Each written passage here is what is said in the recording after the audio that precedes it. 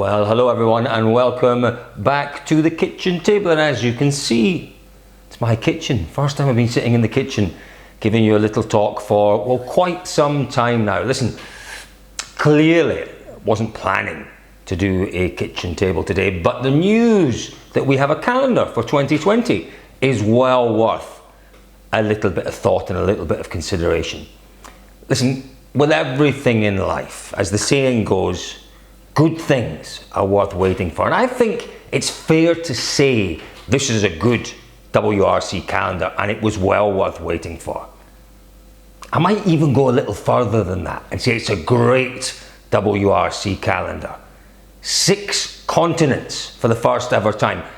You know, that's quite some achievement. That really does take out any doubt as to whether or not this is a World Rally Championship. It is 6 continents we're visiting. It's a difficult job, isn't it? It's a difficult job, and you know, you have to have a degree of sympathy for the promoter and you know, the complexities that are involved in putting this calendar together. In some ways, the WRC is becoming a victim of its own success.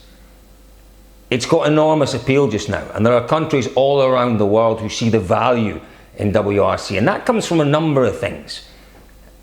You know, it comes from good governance from the promoter, it comes from good governance from the FIA, it comes from stability that the championship now has, it comes from excitement, from drama, from unpredictability, from all of these things. And countries are lining up to join the World Rally Championship, and it is the job of the promoter to put together a balanced calendar, a calendar that works for everyone, that works for the teams, that works for the major stakeholders, so the manufacturers, the sponsors, the FIA, and obviously for the fans as well. And I think that in this 2020 calendar, we have one of the best calendars we have ever seen. Now, you might disagree if you're a Spanish rally fan, you might disagree if you're a Corsican rally, disagree as well if you're an Australian rally fan. They are missing from the 2020 calendar, but it's not to say they won't return. Australia are very confident of a 2021 return. Corsica, I'm not so sure about. Spain seem confident of a 2021 return. It really is exciting, and there are exciting times ahead. You know, we lose Australia, we gain New Zealand. Going back to New Zealand for the first time since 2012. You know, it's an iconic rally destination. What is rallying about? Rallying is about diversity. Rallying is all about variety and diversity. It is the absolute USP of the sport that we all love. You know, just about every other form of major motorsport, popular motorsport, involves circuits of some description, ovals or tracks. It's all tarmac, it's all black, it's all pretty predictable really, isn't it? Rallying though has diversity in bucket loads, and maintaining that diversity through the choice of countries and rallies that we visit, and not just maintaining it but building on the offering and the diversity, is massively important. Listen, we now have nearly 30 hours of live broadcasting with a wonderful WRC All Live from each event, between 25 and 30 hours. Can you imagine? You know, we go to Monte Carlo in the mountains and the snow and the ice. We go to a picture postcard rally, Sweden. We go to Mexico in the dust and the heat. We go to South America, to Argentina, to Chile. We go to Africa, one that I haven't mentioned yet. My goodness me, we go back to Africa for the first time in years. We come to Europe and we still do the traditional European rallies. We go to New Zealand and the wonderful cambered gravel roads. You know, the diversity in the pictures there, in the story that's being told there, is quite remarkable, and it's quite unique to rallying.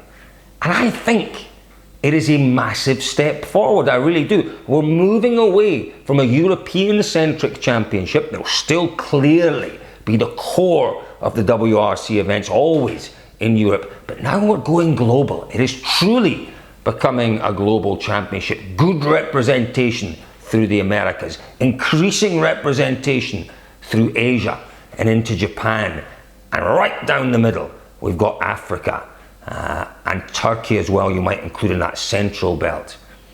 Really exciting times ahead for the championship, and do you know what? I can't wait for next year. We have a wonderful year to see out, don't we?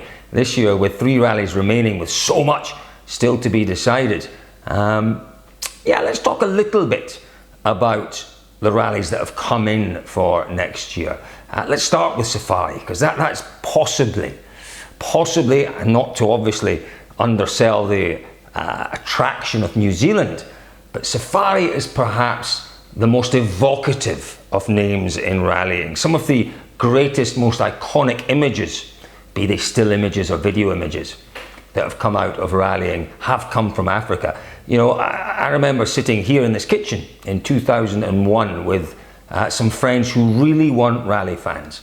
And at the time, Channel 4 were covering the championship. And I think it was Saturday night, they had an hour of prime time Saturday night coverage. Was it Channel 4 or Channel 5? Can't remember. One of the terrestrial channels, Channel 4 in the UK. Clearly I wanted to watch it because I had an interest in rallying. I wasn't particularly involved in those days, but I had an interest. The others didn't really want to watch this programme from Africa, from the Safari Rally.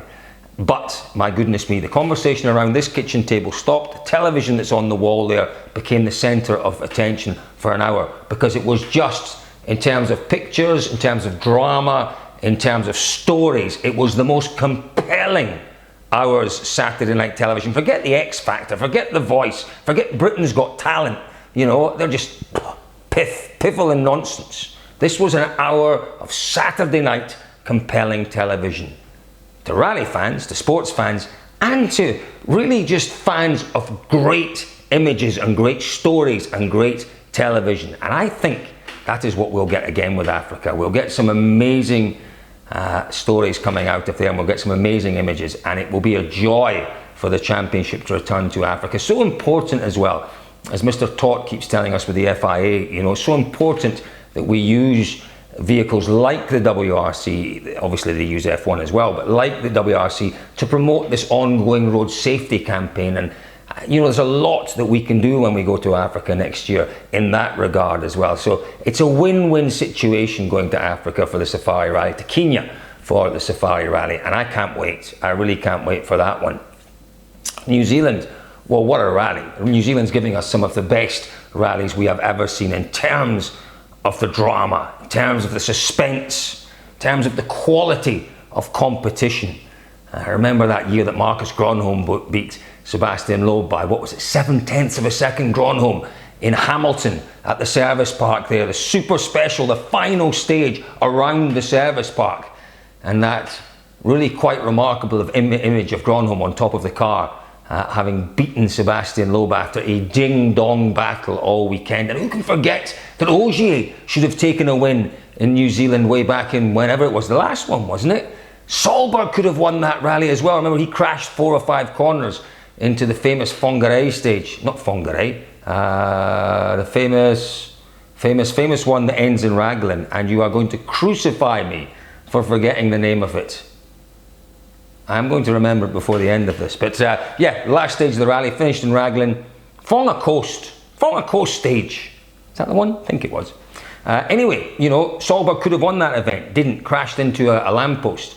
Latvala won that one, if I remember correctly. Having not won a stage in the whole rally. Just quite the most remarkable stories have come out of New Zealand. I was in New Zealand this year, and the one great thing, there are many great things about New Zealand. There are many great things about the New Zealand sporting community, but my goodness me, I was down in Dunedin for the Otago Rally, and it was just the most incredible event. There was such a wonderful atmosphere, so well run on just amazing roads. What I loved about that event, look back at the start list, see how many women were involved. Around about 40% of the entry list, the majority of co-drivers almost, were women, and there is such a wonderful feeling of can-do in New Zealand for everyone, for men, for women, for everyone that wants to be involved in rallying. I love it, I really love it, and that's going to be a great event. And then we go to Japan, back to Japan. I talk about diversity and variety. What does Japan give us? Well, Japan gives us so many things. You know, rallying in Japan is a joy, It's a joy for many reasons. Perhaps the biggest are the fans. Some of the most fanatical supporters of WRC you will find anywhere in the world are in Japan. More importantly, who else is in Japan? Manufacturers. Toyota, clearly. Subaru, Mitsubishi, Suzuki. quite a number of other manufacturers who may be taking a look at WRC, whose decision to get involved in WRC could easily be hinging on whether or not there was a round in Japan. Well, there is now. And it will be a great round, and it will be a great experience. And once again, it brings that diversity and that variety into the championship that we need to keep it healthy, to keep it interesting. And in terms of interest, well, we have 3 rounds next year.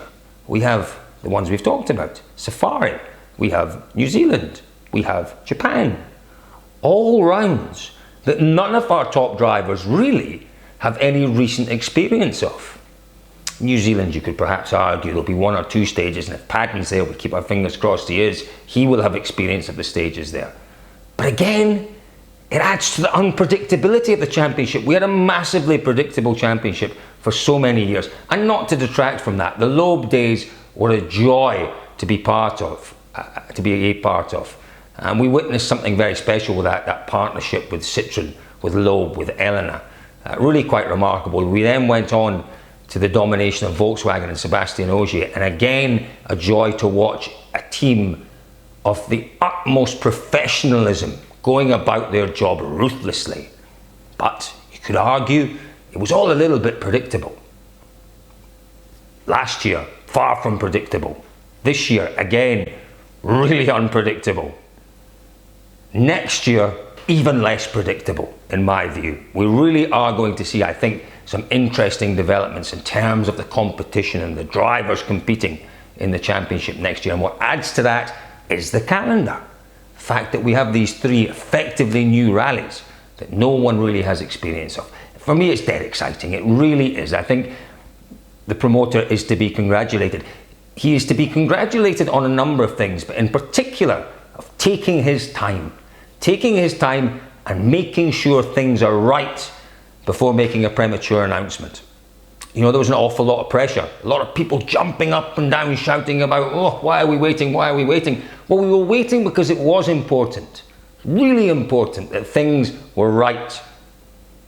And as I say, I think they've got it right. So there we go, my thoughts on the new calendar. I think it's a win, win, win, win, win. I love the look of it. I've not seen really any criticism of the calendar. I don't think there's any reasonable criticism that you could level at that calendar.